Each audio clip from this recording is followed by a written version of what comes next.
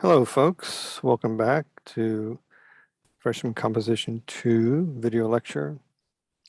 So today I'm going to cover information that will help you with essay number 1 in module 3, but really with all 4 of the following essay 2, 3, and 4 assignments.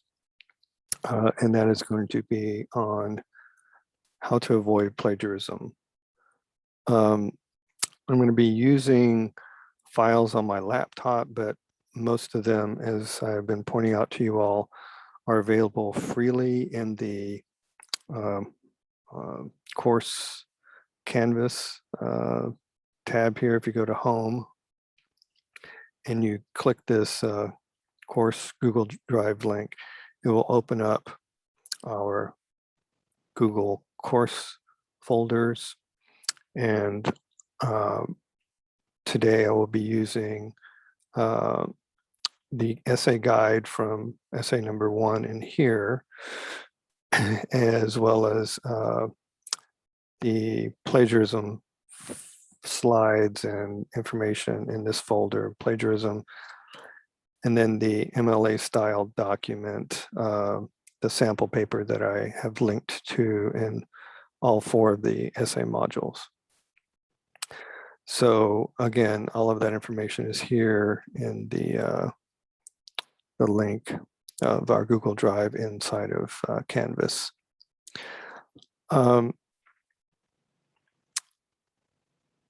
So let me see here. This information is here for module 3. Again, the guide, the files inside of that essay 1 folder. Remember, essay 1 is over erasing racism, due in about a week and a half, September 27th. And I want you guys to follow the formatting of this MLA sample paper that's linked to in module 3, 4, 5, and 6. And then, of course, actually follow the final draft checklist, which I'm also going to use today in this lecture. So here is the essay 1 guide, if you will. On the first page is simply the outline to follow. There are 6 paragraphs I've laid out here. The main body paragraphs are these color-coded, argument positions 1, 2, and 3, which should appear in your thesis. That the thesis appears in the introduction. Paragraph 2, because this is an argumentative or persuasive essay, paragraph 2 here is a little bit different from other normal kinds of essays, because you need to acknowledge that your opponents exist and tell your reader what their position or positions are. So you need a couple of examples of people or entities, organizations that disagree with you. On the second page of this guide is a set of potential topics, right? I just had a student in class ask me about number 10 here, which is, should representations of Black bodies be more ubiquitous or pervasive and normalized in media and fashion? And notice that most of these begin with should, which means that you are taking a position of something that should or should not be, which is why in your introduction here, your thesis, right, is the topic. So for example, in number 10, the topic is representation of people of color in media. And your point of view is that there should be or there should not be more representation. Because of course, someone can argue the counter to your position. So any one of these is fine to choose. And if you come up with another one, You can either let me know or ask me, or just make sure that it's clearly on this broad topic of erasing racial injustice. So before you actually write the essay, though, we need to lay some kind of ground rules for what is acceptable in terms of academic writing. So if you go back to the syllabus, modules 1 and 2, right, are kind of the nuts and bolts of, like, how do you format your paper for the MLA style quiz, and then the logical fallacies and rhetoric section are like, how do I structure my argument, right? Once you have that kind of under your belt and understand, okay, what's allowable in terms of argument, what's not, and I need 1-inch margins all the way around in my paper, and that kind of formatting.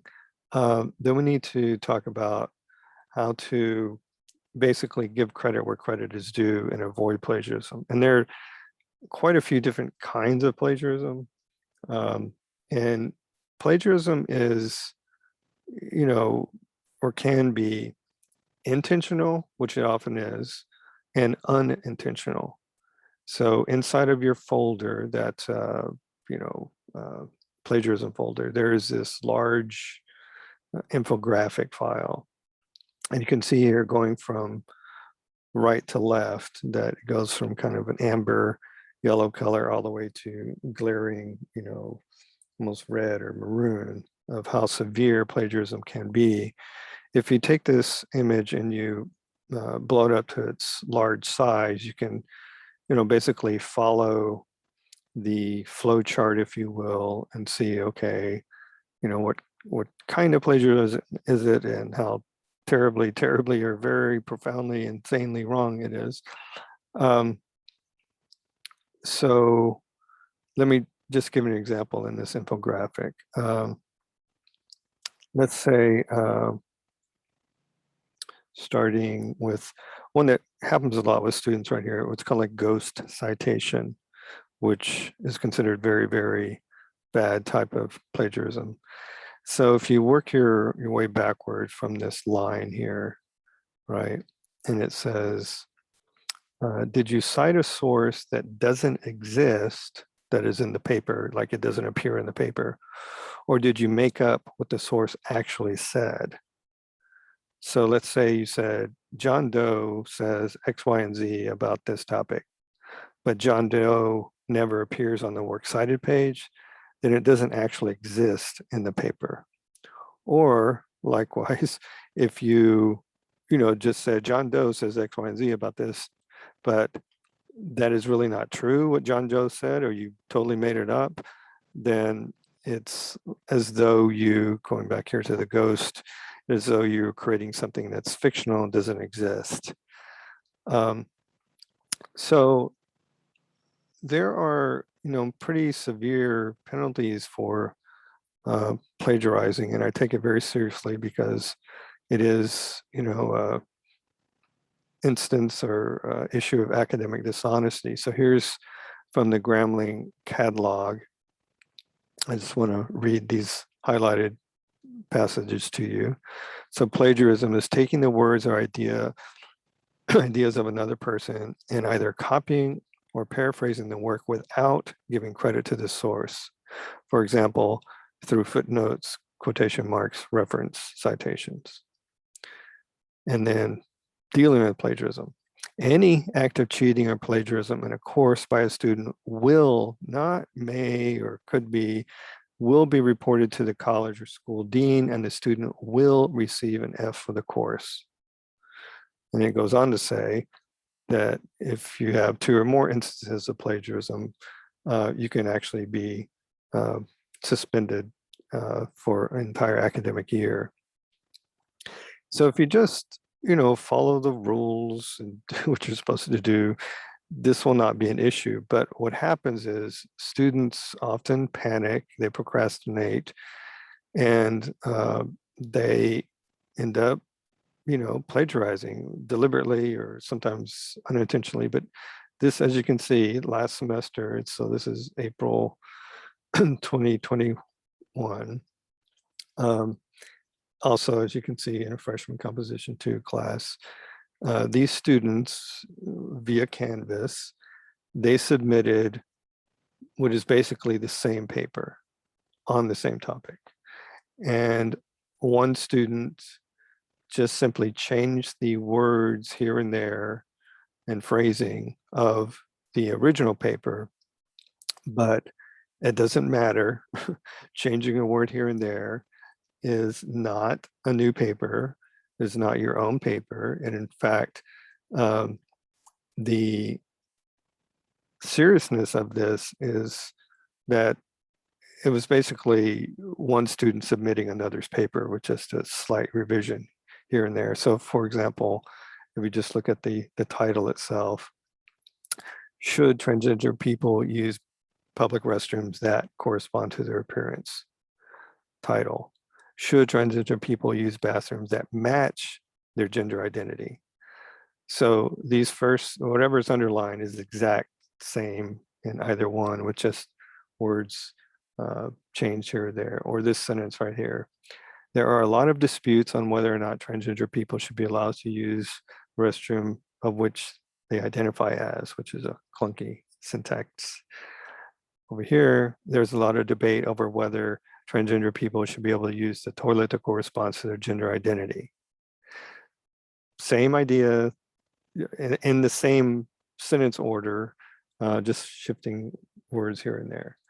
These students received both an F in the course, and notice this is essay 4, so this was, after they had submitted everything else toward the end of the course, an F in the course, and of course I reported them to their respective deans. Please don't do this. You don't want this to happen to you. Inside of that plagiarism folder is this document that I'm going to kind of break down in some detail. And it's as simplified as I can make it in terms of being the rule, if you will, of how to avoid plagiarism. And you might think, well, why are we talking about plagiarism? I learned this in high school, or I learned this in English 101. The truth is that it should be taught as early as junior high or middle school, and then reinforced in high school. And by the time you get to college, you don't need to learn about how to avoid plagiarism because you already know, but more often than not, and I've been teaching at Grambling for quite a while, that is not the case. And students will claim that they were never taught it or they weren't taught it correctly. So I'm just, again, before you actually submit any typewritten document, I want to show you what to do, what not to do, so later you cannot, claim, well, I didn't know about avoiding plagiarism. So it's pretty simple. There is this rule. So it says in every sentence or instance. So notice that every is all caps and underline. So every single time you do one of the following 3 things, you realize you must do A and B. So whenever you quote, which of course means word for word using these, what we call quotation marks. They're not parentheses, as some people say. So verbatim or word for word, whenever you quote, you must cite your source in the text, right? And there are a couple of ways I'll show you that you can cite. You can cite it parenthetically like this, or you can actually mention Smith in the sentence itself. So citing should not be confused with what we call documenting. Documenting means that you fully lay out the author, the article, the actual source where you got it, page numbers, if it's a print source, and that kind of thing. So throughout this video lecture, and really throughout the course, I'll be talking about citing, which means in the actual essay itself, in sentences and paragraphs, and then documenting. Documenting always refers to the works cited page. So as an example, I'm going to switch to the MLA sample paper here that I ask you guys to follow. And this document is linked to in each one of the essay 1, 2, 3, and 4. So please follow this formatting. The square or rectangle, if you will, here is meant to represent the edges of a physical hard copy page. So do not put a border on your document, but what it's showing is that there should be, 1 inch from the left-hand margin to the edge of the page, and 1 inch, on the right side and at the top, bottom, and so on. But so here's an example of citing a source right here in this sentence. And it goes on to the next page. It says here, at the bottom of page 1, in his book, The Naked Employee, Frederick Lane describes offline ways in which employers have been permitted to intrude on employees' privacy for decades, such as drug testing, background checks, psychological exams, lie detector, and continuing tests, and in-store video surveillance. Okay. Now, the reason there is no parenthetical citation, like Lane, whatever, at the end of the sentence, is because this author actually specifies the author in the sentence. That is, the student author, or you, if you will, you are citing directly the author or source in the sentence. So that's one way to do it, right? I'll show you another example. Here in this very long kind of sentence, long because it has a block indented quotation. She says, Lane argues, right, blah, blah, blah. And then because this is a quotation in the original of 4 or more regular lines of text, a regular line of text would be like this as you're typing. So if it's 4 or more of these, like let's say, for example, this right here, if this were, you were typing, you had a quotation mark at the beginning here, and at the end here, you can see that it's really altogether 4 or more regular lines of text. If a quotation is that long, 4 or more lines of regular text, then you, as it says off here in the directions, for a long or block quotation, it's set off from the text, meaning that it's got an extra margin, right? So this is the left-hand margin, and then it's got another inch here. So it's set off from the text, and quotation marks are omitted. So notice that the quotation itself in a block quotation or long quotation does not have quotations at the begin or the end, because the formatting on the page tells the reader, oh, this is a quotation. So keep that in mind, because different styles like APA or AP, they handle that differently than MLA style. However, let me get back to the citation here. So she says, Lane argues, and then she builds up the introductory, if you will, sentence to the quotation. Lane argues between these old methods of data gathering and electronic surveillance involves quantity, colon. So that you don't put a period there, you put a colon, because this quotation is technically attached to the previous part of the sentence. And then there's the period at the end after data.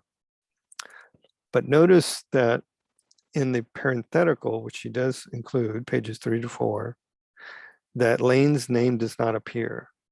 And why? Because Lane's name is already mentioned up here.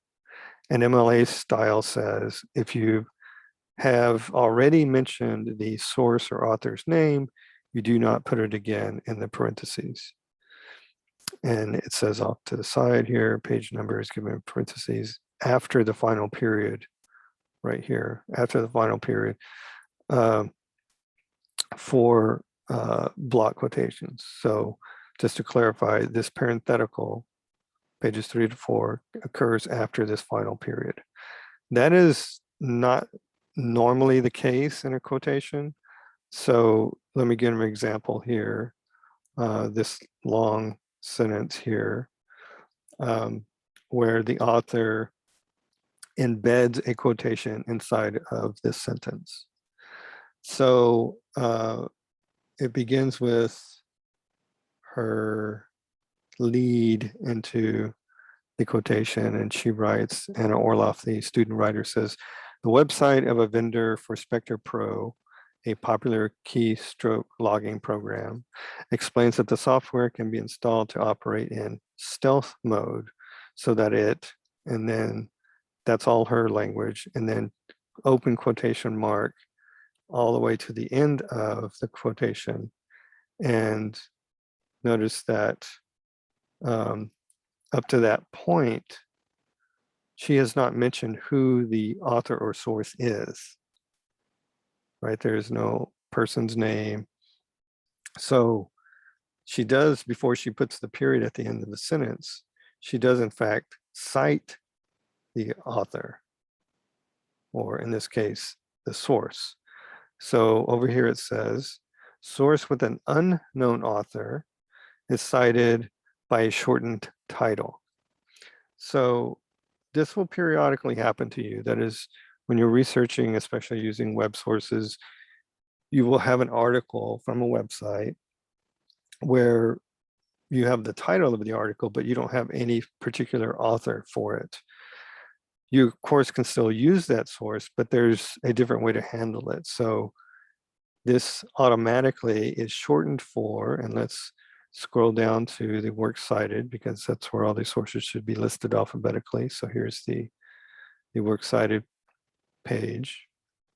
So notice it's alphabetical order, AD, AM, and then automatically.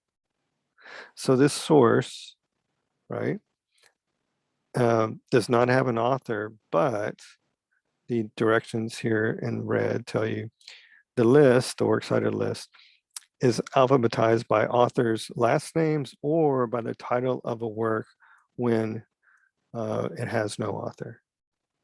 So of course, AU comes after AM, right? And earlier in the text, she cited it with the shortened version of the title, that is automatically. And because this is an article, and articles in MLA style are put in quotation marks, then back up here, when she cited that,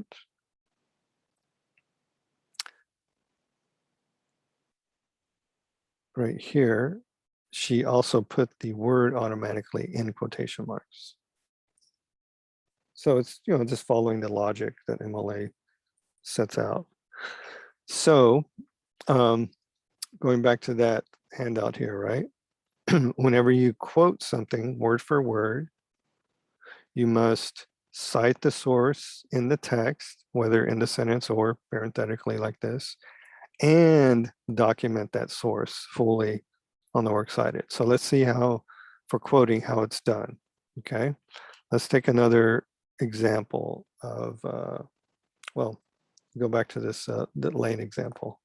So Lane, and by the way, she just says Lane here because in the previous sentence, she had mentioned his full name, okay? Therefore, you don't, like if you'd said, President Barack Obama said X, Y, and Z, later in the essay, if you mention him again, you would just say, Obama said, you know, A, B, and C. So once you give the author's full name at the first time, you just list his or her name or mention his or her name by their surname. Always their surname. You're not like buddy, you know, friendly basis with authors. It's also just a sign of professional respect. So she mentions the author's name in the lead up to the quotation, and then page 3 to 4. So she has already done this part, which is cite the source in the text because she is quoting word for word. And not or, right? Bold, italics, double underline, and she needs to document that source on the works cited. So we expect when it says Lane here, pages 3 to 4, that we can go down to the works cited page and look at the list alphabetically and find Lane right here, which it is. So notice that this is a print source, meaning it's a physical book as opposed to a web source. When you have a print source, which you're required to tell your reader it's print or web, then we are going to expect page numbers like this, where exactly on pages 3 and 4 this quotation occurs. And the reason we do this, folks, is because you are not only giving credit where credit is due. In other words, these are not your words, but they're Lane's words or some author's words. So that's, like giving people their due for what we call intellectual property. But also, if let's say you disagreed that the trends are faster, smaller, cheaper, or there were some numbers or data statistics given that you disagreed with, what you're telling your reader is that you can go to this book by Lane, look right here on pages 3 to 4 and find this exact word for word precise quote. So you're covering your what, right? You're saying, look, if you think that that's wrong, you go to the original source yourself. And the last thing it does is providing all of these sources at the end and the works cited in, say, APA. This is instead called references, but it's the same idea. You're providing a list alphabetically of sources that your reader, if they're interested in that topic, can then go find and do more research on themselves, right? So it's a kind of, here you go. If you're doing research on, should we defund the police and you want more information and where to find that kind, you can go to my sources and look at those as well. So the next point this makes is that in every instance or sentence where I paraphrase, okay? So paraphrase is, like it says here, it's rewriting the original using your own words. Paraphrasing is the tricky one because I think most students understand word for word verbatim quotation, or they should, it's exactly, kind of copy and paste, though I don't recommend you copy and paste from sources because if you do, you just need to go back and tinker with the font and the spacing often. It can get you in trouble if you copy and paste from different formatted, from like PDF file to a Word document file. So paraphrasing is the one that trips up students a lot. So there is a website, a free website. So we're following the MLA style, right? And the MLA style handbook 9th edition just came out. And they have made quite a few, as you can see here, free, quite a few chapters and sections free, at least for the time being. And it's at this website up here called MLA Handbook Plus.org. So pretty simple to find, MLAhandbookplus.org. Probably a simple Google search will find that. And you can see here the table of contents that they provide. It's under, I think, chapter 4, right? Documenting sources, documenting sources, okay? Of why plagiarism is a serious matter, but also how to avoid it, which you notice is free. So I'm gonna just click on this right here, avoiding plagiarism. And in this section, they will, explain how and why to avoid it, right? But they also here explain paraphrasing, of when to paraphrase and how to paraphrase. So ideally, and many students don't like to hear this, but it's true, ideally you want to paraphrase more often than you quote, because really, honestly, anyone can copy and paste or write word for word. But the better, stronger writer paraphrases, because what happens is you as a writer, and every single student or author has their own what we call writerly voice. A writerly voice is how you construct phrases and sentences, level of language, diction, and so on. And if you are switching back from your writing to professional authors writing back and forth throughout your paper, you'll have this kind of up and down wave effect, be a bit jarring to your readers. So paraphrasing is actually preferred. And it tells you here that paraphrase from a source when you want to condense or summarize long passages, arguments, or ideas. Make your writing more concise, stay in control of your ideas and argument, and maintain your own voice, what I was just talking about. Or you want to signal your knowledge of key lines of conversation. So how to paraphrase? A paraphrase should convey the important information in a passage in your own words and sentence structure. So a lot of students get the first part, okay, in my own words. So I'll change some words here or there, but they don't get the last part, which is actually change the entire structure of the sentence. So you need to do both for plagiarism, for a paraphrase to be correct. So here's an example. It says, imagine that you read the following passage about the well-known concept of American exceptionalism. And we probably know a lot, probably too much about this right now with, America first ideas and Trumpist base and whatnot.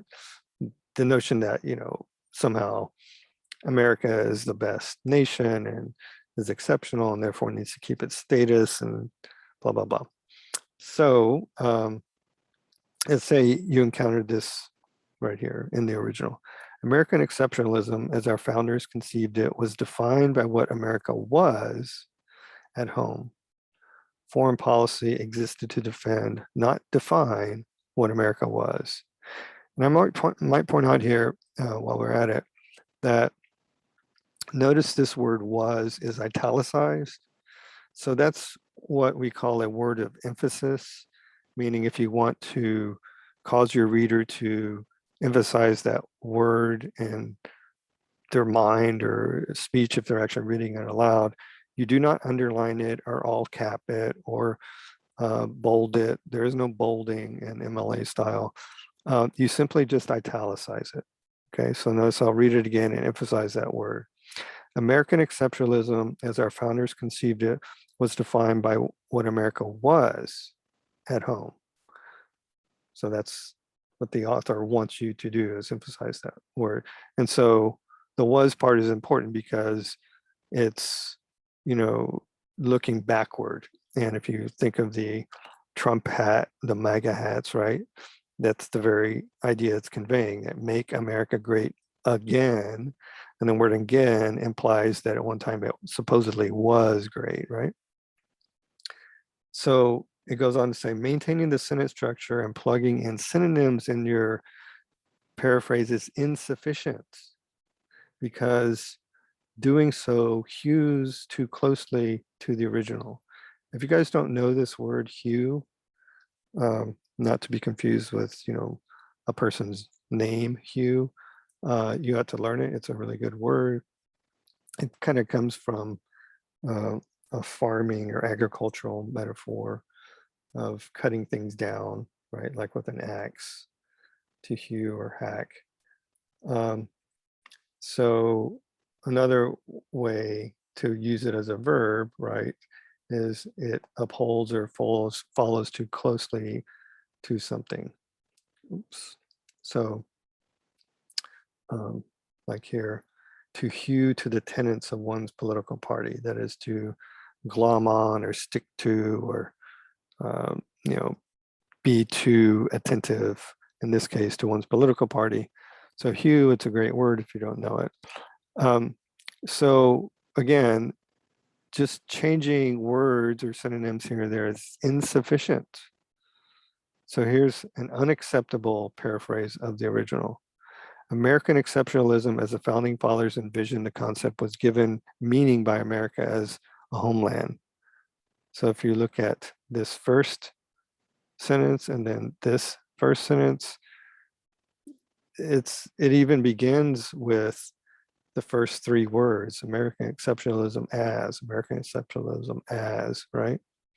And then changes our founders to the founding fathers, and changes this conceived to envisioned, right?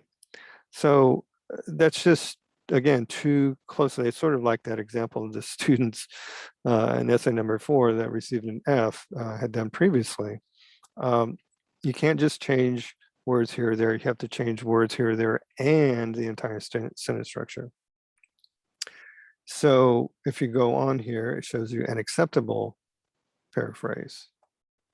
So as conceived, so now conceived puts the original word that appeared, this word right here, at the very beginning, right? So as conceived, comma, American exceptionalism, so it doesn't begin with this phrase, puts it in sort of the middle of the sentence, was based on the country's domestic identity. So that's different than this original, which was America at home, right? Domestic is at home as opposed to foreign, which foreign policy did not shape, but merely guarded. And that's the last portion of here. That foreign policy existed to defend, not define what America was. So that would be fine for a paraphrase, but once you paraphrase, going back to the, how to avoid plagiarism, once you paraphrase, you are still required to cite your source either in the sentence or parenthetically, because those are not your words or ideas really, and in the sense that, you're talking about American exceptionalism, but the very notion of, how something was and that it wasn't dictated by foreign policy, that is not your original idea. That is still the author that you're looking at's original idea. So you're required to cite your source and document that on the works cited page. So, right, here's how they show you how to do that. How to paraphrase and give credit for paraphrase. Let's say that you have, a paraphrase of that original, and you say, as Walter A. McDougall argues. So we need to know who's saying this, and if this portion right here, what we call an appositive or a kind of introductory tag or warrant for an author telling us, who's saying this. If this didn't exist, if you had a capital F here and began the sentence there, then you would be required to put McDougall right before the page 37. Because if this were just what you wrote, and you wrote 37 and went on to the next sentence, we wouldn't know ever who was saying it. But because you have already, in this case, mentioned the author in the sentence, then again, like that Lane example, you don't put McDougall again, McDougall space 37, you just put 37, page 37. So one more time, if this portion or citation of the author is not there in the actual sentence you write, then you're required to put it in the parentheses. So there are two ways of doing it. You can do it like I've done up here, this, Smith 42, or better yet, maybe I'll use the student paper as an example of that. So find an easy one to use. So right here, this is on page 4 of the student sample. The sentence begins up here. A is a 2005 study by salary.com and America Online indicates the internet ranked as the top choice among employees for ways of wasting time on the job. It beat talking with coworkers, the second most popular method, by a margin of nearly 2-to-1. So notice that in this sentence, there's not a single quotation mark, that nothing is being quoted word for word or verbatim. Instead, what the author, student writer Anna Orloff here has done is she's paraphrased information. So she's taken key points, a 2005 study from this specific place and this other place, and talks about how, you know, it's a waste of time. There's a second most popular method, and then nearly 2-to-1. So she's not making that stuff up. She's telling you, look, you can go to this source, Frauenheim, and look it up yourself. I'm just rewording what he or she has written. But notice that in the sentence itself, along with no quotation marks, there is no mention of Frauenheim. Therefore, Frauenheim is required to be cited in the sentence before you put that period there. And then, you know, we expect alphabetically F to find Frauenheim listed in the works cited page. And then we look here and there it is. Frauenheim, ed, stop reading this headline and get back to work because of, you know, article about employees wasting time. And it's from cnetnews.com website. The sponsor, not always the same, is CNET Networks. Often these are different, the sponsor and the web page. The MLA formatting of date, which is date, month, and year. Then you need to tell us what format of source is it. Is it a print source or is it a web source? Well, in this case, it's a web source. So like down here, here's a print source. Up here, this is a web source. That's the format of the source. And then this final date, especially for electronic sources like from the web, you will always have that date because this is what we call your date of access when you, the student writer, found that information.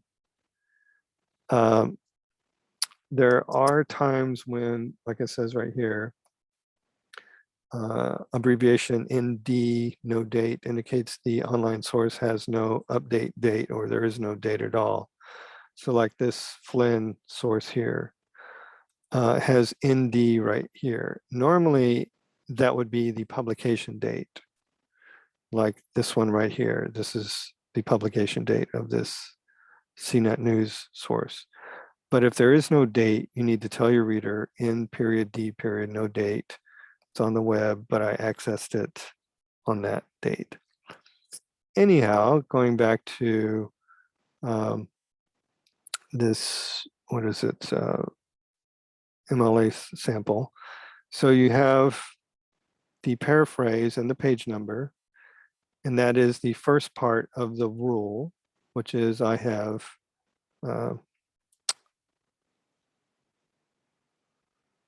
zoom out a little bit. So for a paraphrase, right, whenever I paraphrase, I rewrite it in my own words, okay? And we already went through that about the American exceptionalism example. And then I must do A and B. I cite my source in the text, and it can be parenthetically or not, as I just showed you. And you can't end it there. You have to document it fully on the works cited page. And that's what this is right here on the works cited page. It would be listed fully, alphabetical by M, McDougall, Walter A, and then italicized the full title and subtitle, the publisher, Houghton Mifflin, and the year it was published. And so quoting is pretty much the same thing, like I said before. Now, they want to show you in this instance why there's a correct and incorrect. I hope you guys can see it right away. What the problem is that there is some information given and a kind of jargon or specialized word in quotation marks here, right? That's not the student writer's words, because you can see here a concept that has been called. And when you have that part has been called, you immediately ask yourself, well, has been called by whom? Like, who calls it this, right? You want to know who the source for this, what's called lingua culture is, an intersection of language and culture. So it's what we call a portmanteau, two words kind of shoved together. So that is incorrect because, of course, there's something crucial missing, right? The author and page number in this case, right? So here's a correct quotation. At the intersection of language and culture lies a concept that so-and-so, in this case, Michael Agar, calls lingua culture, and you can find that word on page 60 of his book. So there's the book, and this appears alphabetically under A in the works cited list, Agar Michael, and then italicize the title and subtitle of the book, the publisher, HarperCollins Publishers, in the year 2016. All right, pretty simple. So let's see if we go back to the student example or student paper example, if she does that. Okay, so let's see. Here's one. Speaking of a quotation, right? So the sentence begins right here, employment law attorney, and it goes all the way down to here with an ending quotation. So again, like she's done previously with that lane example, she has a lead in, this is her writing, she has a lead into the quotation, and then the quotation is right here, okay? So what she's telling us is that you can find this beginning right here with the word A, you can find this exact quotation, word for word, spelled everything the same way, in this source, okay? Now, this is, I chose this one because it's a little tricky and I need to kind of explain what's happening here. So notice off to the side, it says Orloff cites an indirect source, words quoted in another source. Now it's a little confusing, but let me explain it this way. Let's say that you're reading a newspaper article, like literally a physical newspaper, or it could be a, online. And the author of that column or newspaper article is quoting Obama.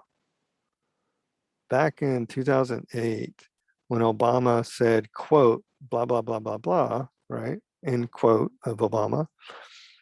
And you wanted to use the words of Obama in that article in your own paper, you could easily say, Obama says, quote, blah, blah, blah, and take his words and put the quote there. But what you would need to do is in parentheses, as it's being done here, say quoted in, and whoever the author of that newspaper article's name would go right here, quoted in this case, Verespes. So notice that the person being quoted in this quote is not Verespes, the author, but instead Verespes, the author, has quoted this person, Joseph Schmidt, right? Because that's how the sentence begins. Employment law attorney Joseph Schmidt argues that, particularly for employees who are paid a salary rather than by the hour, that is, Schmidt argues, quote, blah, blah, blah, and then this quoted in phrase right here. This is super important if you use indirect quotes. So when we're looking for the source of this, we're not looking for Schmidt because we're not going to find Schmidt in the works cited, but we should expect to find Verespes in the works cited. So if we scroll down to the works cited, and there it is, let's see here alphabetically, it's the last one in the works cited. There's another example of this. Let me explain again through a different one. It's right below the quoted in Verespes example. So this right here, according to Bill Coleman, okay? And this lead in, according to whoever, right, is important again to let us know who's saying something, especially if you're quoting. But this following phrase here called an appositive or an authorial tag or warrant, meaning you're telling us what the authority or importance of that author is. So if you were writing, let's say, which in essay number 2, you're going to be writing legalizing recreational cannabis or not. If you're saying, according to my roommate, John Doe, smoking too much can be a chronic problem for your health or something like that. Well, according to your roommate, John Doe, unless your roommate is a medical official, has some real credibility in terms of damage to your body or something, then that's not going to be very convincing to us. But you need to tell your reader what the person's authority or expertise, if you will, to speak on that subject is. In this case, it's an executive at this website called salary.com, and clearly just by the name of it, salary.com is all about looking at, analyzing, and providing data and information to people in the workforce about salaries. And therefore, because this entire article, or excuse me, paper, is about, we go to the title here, it's about the workplace, about the wired workplace, or monitoring employees in the wired workplace, then having an executive at salary.com makes complete sense. But if you had just written, according to Bill Coleman, and then quote, blah, blah, blah, that wouldn't be very helpful to your reader to understand, why he or she is worth listening to and why you're using it as a source. But getting back to the quoted in example, so according to Bill Coleman and executivesalary.com, quote, and then right there's the actual quote beginning and ending. Personal internet use and casual office conversations often turn into new business ideas or suggestions for gaining operating efficiencies. Okay. And that is not this guy Fronheim speaking it, but he did include it in his article. Instead, it's this guy, Bill Coleman. So again, like the quoted in Verespej a moment ago, we wouldn't be looking for Schmidt in the works cited. Instead, we would be looking for Verespej, which we found. In this case, we won't be looking for Bill Coleman.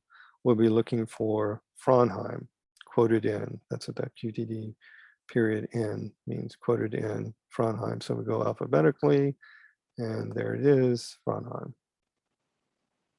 So that is how to, quote and paraphrase, and therefore cite your source and document your source, right? And then the last type of avoiding plagiarism is whenever you borrow information. So every time you borrow something, that's why this says, because if you put in a image, pie chart, graph table, etc., it is not going to appear in a sentence. It's going to be an instance. It's going to be, somewhere in your paper, as I'm going to show you. So she does this, Anna Orloff, the student writer, and here it is at the top of page 4. So this image is taken straight from an actual cartoon book or book of cartoons, a print source, in fact. And it still says the rule that even when you borrow material, you must cite your source and document that source. So let's see, she cites her source. Here it is, Adams 106. Okay, we'll come back to this caption in a moment, but there's her source cited. You would be committing plagiarism if you included a pie chart, table, graph, image that was not yours, and you did not cite your source, and then of course put that source documented in the works cited page. So here we go down to the works cited, and there it is, the very first one listed alphabetically. And this is the author, Adams Scott, the title of the book, italicized, the publisher, Harper in 2002, and notice that it's a print source.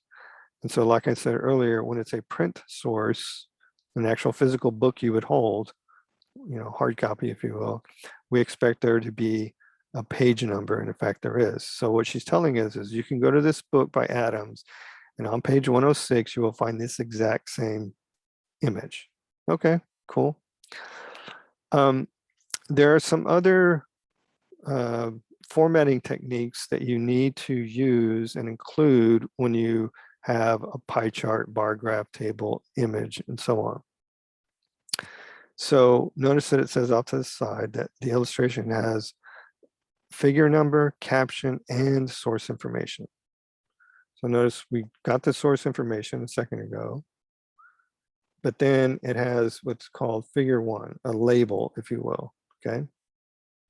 That, you could have figure 1, 2, 3, however many in your paper, and not just, in English classes, but history or sociology or whatever you're writing a report or a paper. You can include graphs, pie charts, images, and so on.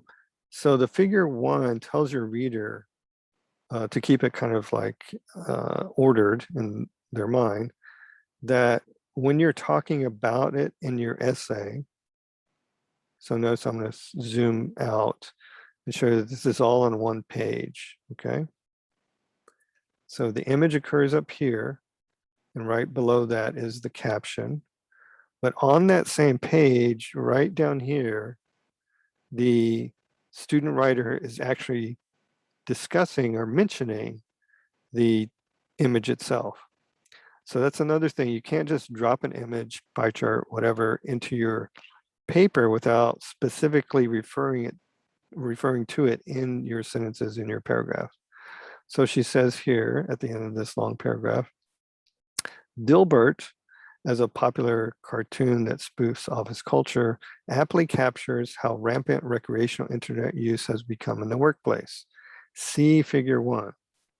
So she just discussed it, and then she's telling the reader, see figure 1. This see figure 1 is important, folks. Do not blow it off. It's part of the MLA style formatting. So the see figure 1 tells the reader, like, oh, if I missed it up above or on the next page, I need to go look here at figure 1. So there you go. There's an image. There's the label, figure 1, keyed to the direction to the reader, see figure 1. And there is the caption, you telling a reader, basically what it's about, whatever the image or pie chart is, and then your source. And then don't forget to, of course, document the source on the works cited page. So that's it. I mean, it sounds complicated, but it's not once you figure out the logic. So it's not whenever you think it should, it's in every single time when you mention an author's name or you paraphrase their information.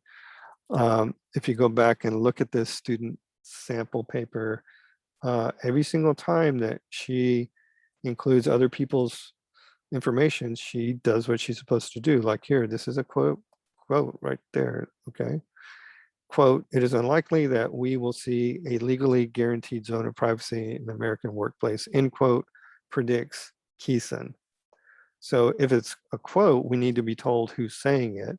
If she had not said right here, predicts Keeson, if she just ended the quote right here, then she would, right before the page 293, she would have needed to put Keeson space 293. And therefore we expect to see, listed alphabetically, Keeson, and there it is. This is Keeson JP, and then because it's not a book, it's an article. The article title is in quotation marks. If it's a book, like here, you italicize it. That's a key difference.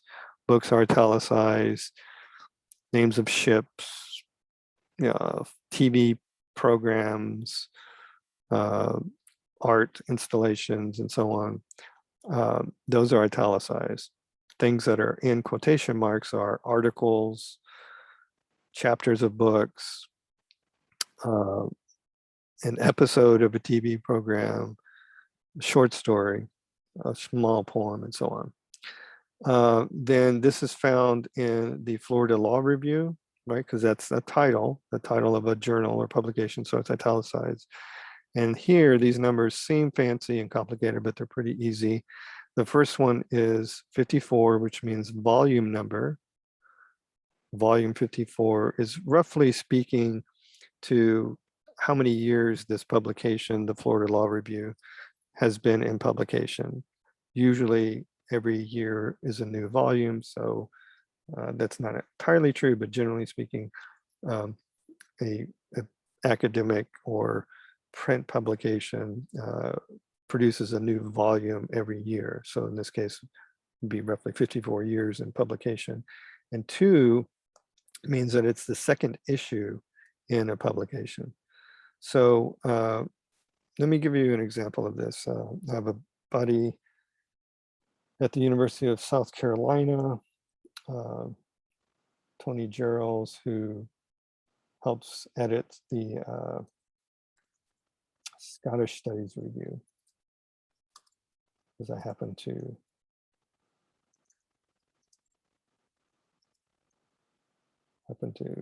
specialize in Scottish literature.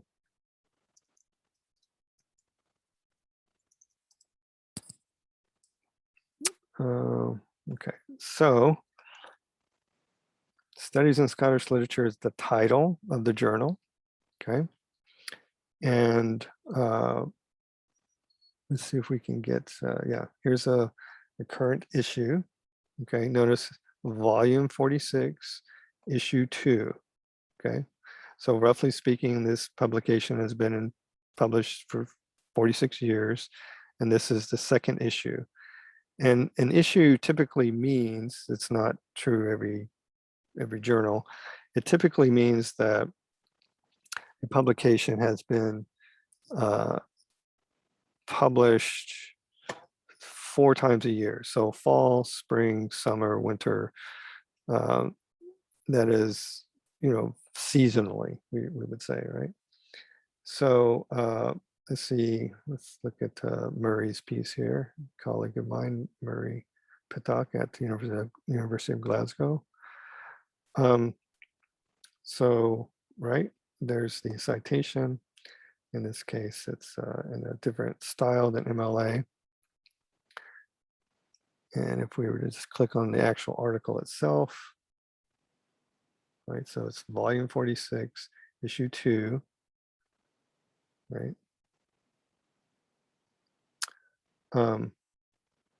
Then you will have, because this is something that can be printed out, and it also has, as you can see, page numbers. And it tells you at the top here, sorry, right here, pages 8 to 21, right? So this, I zoom in a little bit, this page right here that doesn't have a page number at the top or at the bottom can easily be deduced as page 8, because of course this is page 9. So, previous page. But if you were quoting something from Murray's piece here on, say, this, like Ramsay was frequently aligned with Burns as a founding father of Scottish poetry. Okay. By the way, this guy Burns here is, every New Year's Eve, you hear a song called Old Lang Syne. Should old acquaintance be forgot, never brought to mind. He's the one who wrote that. So if you were to paraphrase or quote this information here, you would need to, of course, cite the specific page that it comes from, and it would be Pittock 13, meaning the author of this article, his name is Pittock, last name, page 13. But going back to the volume and issue number, right? That's what I came here for in the first place, to show you that generally speaking, academic journals have this volume and issue number. So don't be thrown by that when you see it. The year, of course, in this example is 2002, and then the page numbers, what we call inclusive page numbers, page 289 to 1332. In this case, the Pittock example I was just using, it's pages 8 to 21. There's the page it starts on, the page it ends on. And notice that this page range, right? If we go back up to this Keeson example I just talked about, 293. So this page number, or all page numbers, better be in your papers exact and precise, because you're telling the reader that this exact word for word quote can be found on page 293. So if you're sloppy and you say, oh, it's on page 280, you mistype it and you don't go back and see it, you'll see that that does not jive with, 280 doesn't begin the article, right? It's 289 where the article begins, right? So, and again, you're just covering your what by saying, look, you can find it right here on this page. Okay, that is it for this this plagiarism rule, how to avoid plagiarism. But if in your, I'm going to show you back here in the modules, every single one of these modules for the essay says, apply this English essay final draft checklist to your essay. Apply this English final draft checklist to your essay. So it doesn't mean like, wave your paper over the checklist and call it done. It means to actually go through the checklist. And if you click on this link, it'll take you to this document here. And what I've done here, folks, is if you actually, like I said in the directions here, if you actually follow this checklist, you will be well on to, a solid B or A paper. It's when you don't do these things that your grades suffer. So it says, apply this checklist thoroughly and accurately before submitting any written assignment in this course. Check each box only after completing each item. So you do an actual checklist, right? Okay, do my paragraphs have a balance between fact and analysis, between others' words and ideas of my own? Well, they should. So for example, if you do not know this or learn this, there should be no paragraph that is all one author's words, or there should be no paragraph that is only your words. It should be a mix of both. So notice that in this opening paragraph, she does this. She switches sort of between, what do you call it, her words, her writing, and other people's writing. So I'll just highlight her words. So this first, don't be confused by this. This, by the way, this is called a title, and everything after the colon is called a subtitle, which you're allowed to do. This subtitle was too long, so she put it on the second line. But notice that the paragraph indentation starts right here. So as the internet has become an integral tool of businesses, company policies on internet uses have become as common as policies regarding vacation days or sexual harassment, okay? So that's her own entire sentence herself, right? Sorry, it didn't highlight.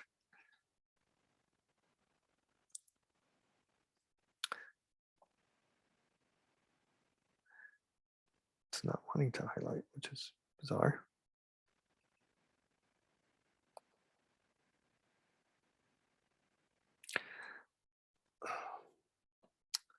Well, okay. So just take it that, this is her sentence. And then notice that the next sentence here, it begins with a citation, really, and then ends with a page number. But what she's done is she's incorporated in this sentence some very specific information from a source. In this case, the source is the American Management Association and e-policy. And we should be able to go down to the works cited page and see that listed alphabetically. And there it is, right? So this is an example of a corporate authorship or company authoring a publication. But nonetheless, it's still a source and she rightly lists it. So going up back to this sentence here, she notes that it found 76% of companies monitor employees' use of the web, and that access to certain websites has increased 27% in this specific year. So all of these numbers, right, 2001, 27, 76, you could challenge, you could say, I don't think that's 76, that seems like a lot, right? Well, she's telling you, you can go to this source that I've documented on the works cited page and look right here on page 1 of this article, and it'll show you that this number is there, 76%. But notice that this is in effect, there are no quotations in this sentence. So this is in effect a paraphrase, not a quote. So she shifted from her own words to words or paraphrased words, ideas of the source. And then she shifts back to her, right here, words.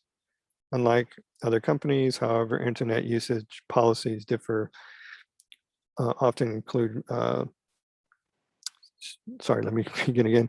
Unlike other company rules, however, internet usage policies often include language authorizing companies to secretly monitor their employees, a practice that raises questions about rights in the workplace. So that's just a broad general statement. There's no one being quoted or no, intellectual property being violated, so she doesn't cite anyone.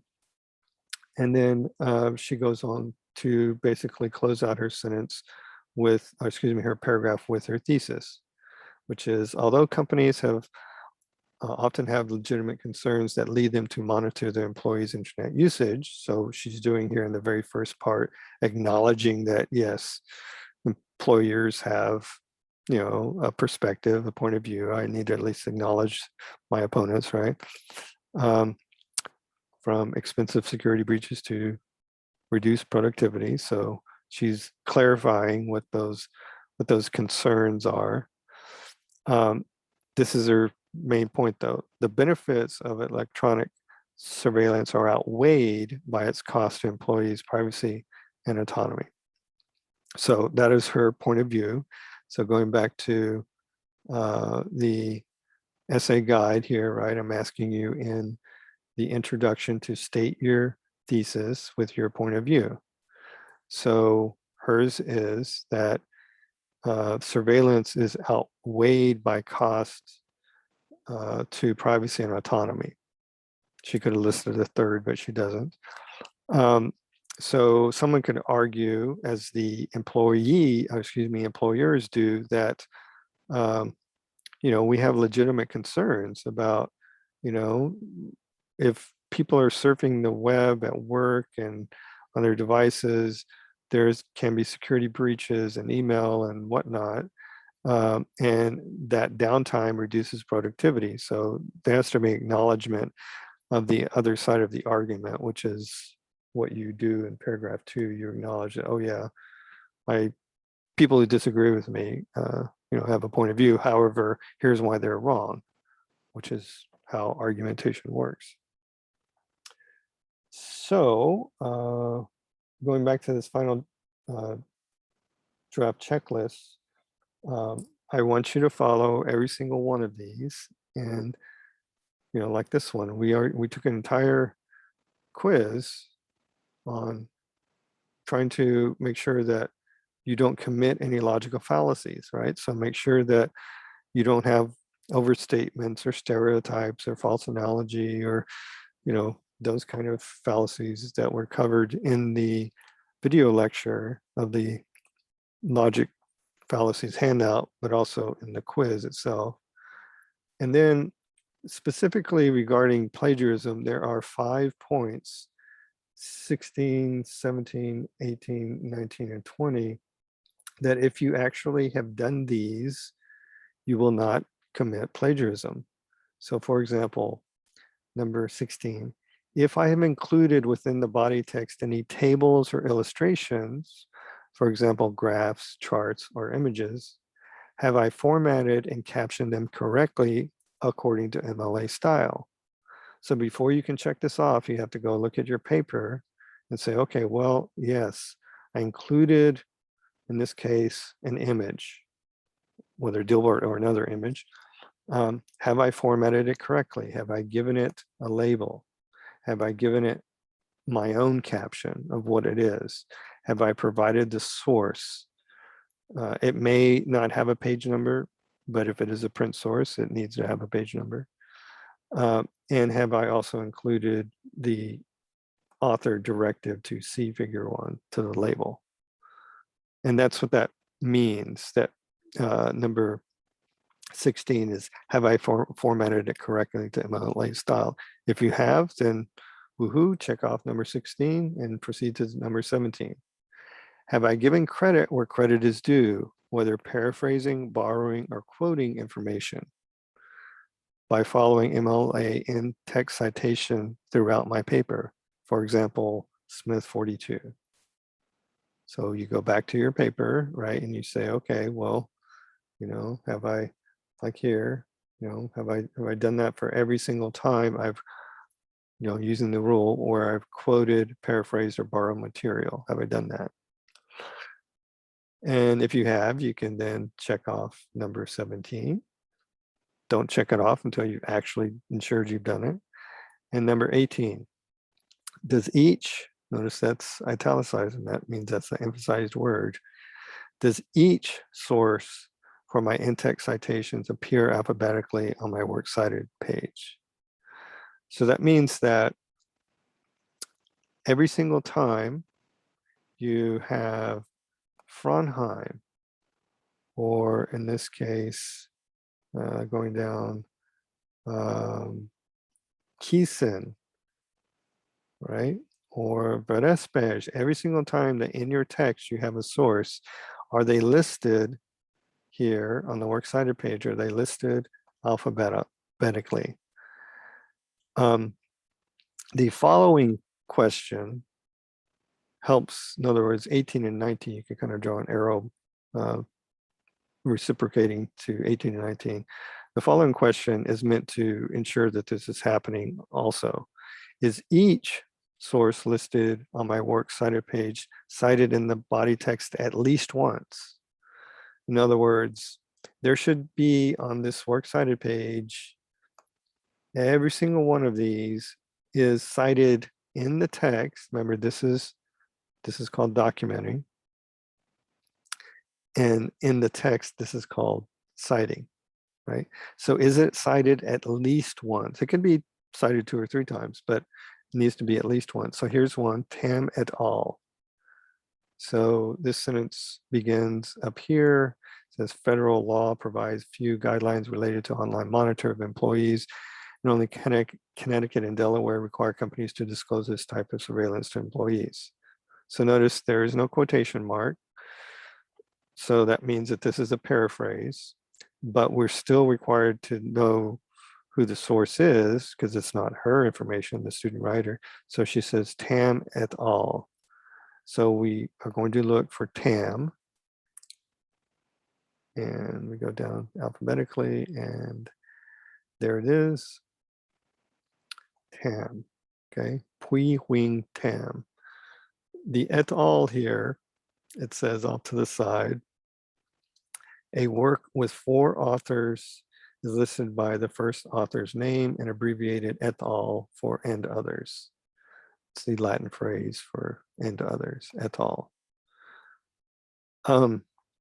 In the sciences like chemistry and biology and that kind of thing, they will actually list every single author, but in MLA style, if there are 4 or more authors, you put whoever's listed first. In this case, first name is Pui Wing, last name is Tam, so alphabetical T-A-T-Y.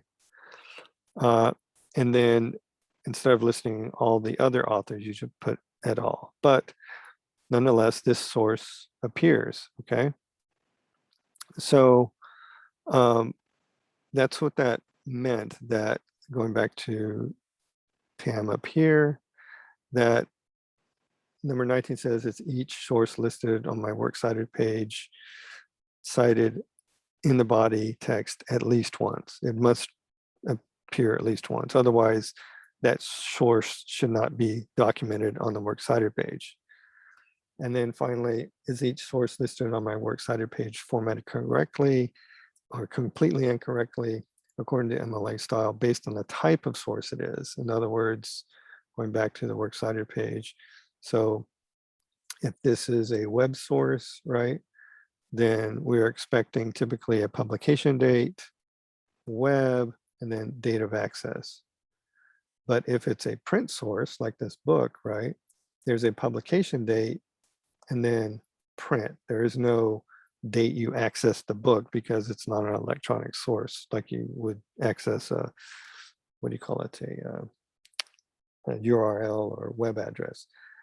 Speaking of which, I am not a fan, so you can take note of that. I'm not a fan of including large, clunky, full URLs, as this style or paper showed you.